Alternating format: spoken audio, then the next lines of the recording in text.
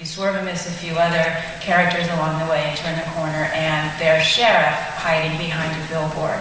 And as good county sheriffs do, he will pull forward and you think he's going to pull you over, and he's actually complimenting you on your racing or your driving ability and says something to the effect of, hey, you ought to join today's big race.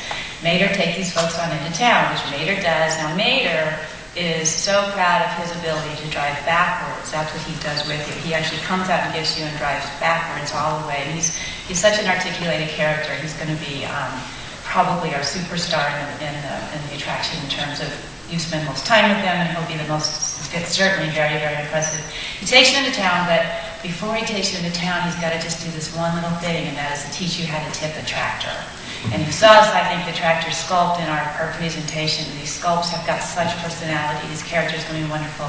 You tip some tractors, you get in trouble, you wake up Frank. He basically chases you into town where Lightning McQueen and Sally say, before you enter today's big race, we've got to get you ready. And then you go off into one of a couple options. You can go into Luigi's Casa de la Tires and get some brand new, beautiful like-the-wall tires, and you get fresh new tires, or you can go into Ramon's and get a fresh new paint job.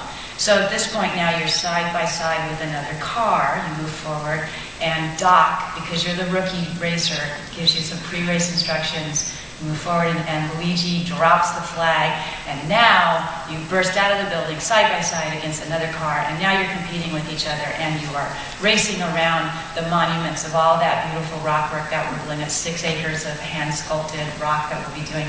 And you take a sort of circuitous route, and you do some circles, and you go under a dip drop and come back up, and you cross the finish line. And because we have so many repeat visitors at Disney's California Adventure and in Anaheim in general, we have a program where it's a random win. So you're never going to know who's going to win or not. We want you to know, or to not know when you get in your car if you're going to win this race or not. And then we have this really, really wonderful scene at the end of the finish before, just as you think everything's over, you're going to get out of your car, you go into this beautiful, beautiful scene called Taillight Caverns. And tail lights are all like old Cadillac and Chevy, beautiful stalactites and stalagmites, and you get kissed goodbye by Mater and Lightning, and you're off. So it's a little over 4 minutes. It's a fantastic, rich attraction, and it's our anchor. Did you record Paul Newman as Doc before he passed?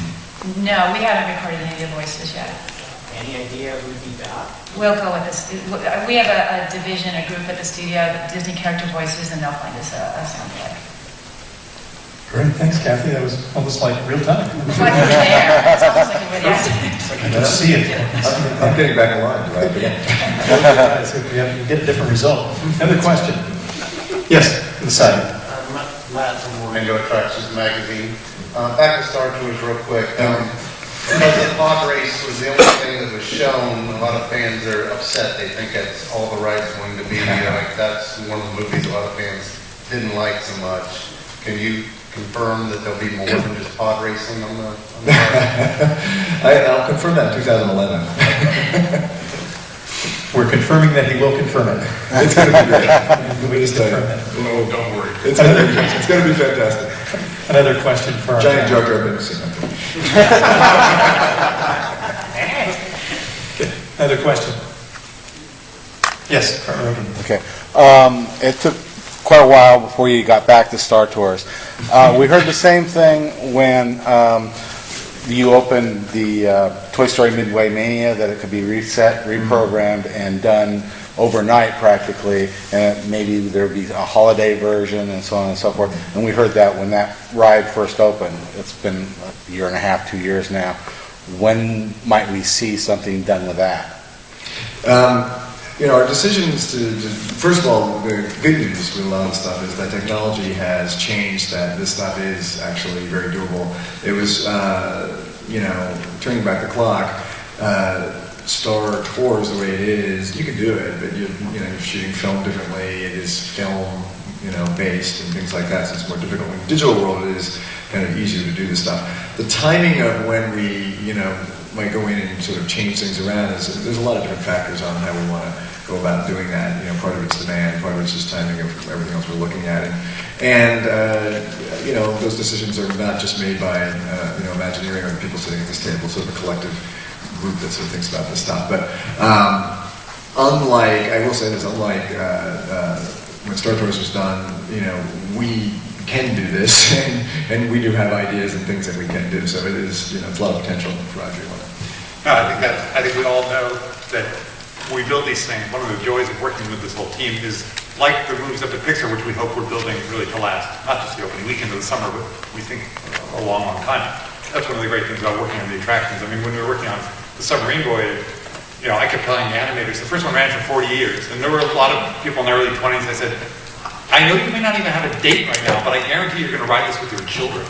And, you know, it's that kind of long-term view that really makes it exciting. And I think now there's a commitment to keeping the parks always fresh and alive. So I think, you know, without being specific, we are all committed to just keeping that kind of longevity to all the attractions we're building. Great, just a couple more? Will there likely be a holiday transition, just a holiday at some time? Yes. Deb Wills from allears.net. In terms of going to Cars Land, the ride vehicles, and you mentioned 6 passengers, is that going to be like the test track vehicle or? Yeah, it'll look very, very similar. In fact, we're using the same chassis from Test Track, and we're using the same ride system from Test Track, but obviously completely new styling. Height restrictions? 40 inches. Okay, what about the other attractions in Cars Land? You know, we have the other 2 attractions, we're equally as excited about them as Luigi's Flying Tires, bringing back the Disneyland Flying Saucers, and Mayor's Junkyard Jamboree. They do have height restrictions. I don't remember what they are, but they're quite low. We wanted this land to be suitable for the entire family, and we know that this movie appeals to young people as much as it appeals to, you know, their parents, and the thought of putting in an attraction with Cars figures and characters that little boys are out there wearing Lightning McQueen t-shirts, every third little boy has that on, and for them to not be able to go and experience either from a height restriction point of view or because it's too extreme was just not acceptable. I mean, we just wouldn't do that. So it'll be family friendly. One final follow-up on that. Are any of the vehicles wheelchair accessible? In other words, like the Clam-mobiles you can wheel right in, will any of those in Cars Land? They are all accessible, and I believe they're all transferable. But there's definitely accessibility on all of them. So they could take a wheelchair right in? No, I think you have to transfer. Okay. Thank you. Great. Yes. One more? Right there. Hi, joeymusinfo.com. We've been hearing a lot about sort of Radiator Springs and all the other rides. What about all the other residents? What is Sarge's going to be? What is Fillmore going to do? What kind of dining experiences and other experiences can we get in Cars Land? Well, Fillmore, you know, he's natural. So he's fruits and juices. He's all natural fruits and juices. And the cozy cones, because in the movie, those are motel rooms. For us, each cone houses its own snack food. And we have pop cone. We have chili cone carne. We have cone on the cob. So that's snack food. And then Flo's V8 Cafe is our big restaurant in the land, and it features food that has all been inspired by Route 66. Our team took a trip on Route 66, and we ate a lot of chili and we ate a lot of pie. Right, Liz? We ate a lot of pie.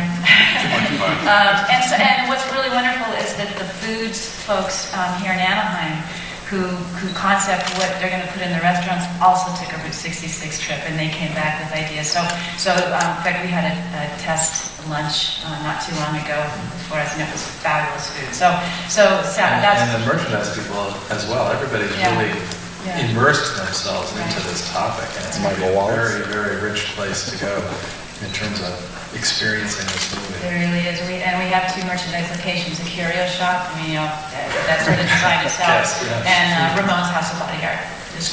So the beauty of that is, you know, you didn't get to go to these places in the film. You didn't get to go into Flo's V8 Cafe, but now you will. You get to go inside and see what it's like.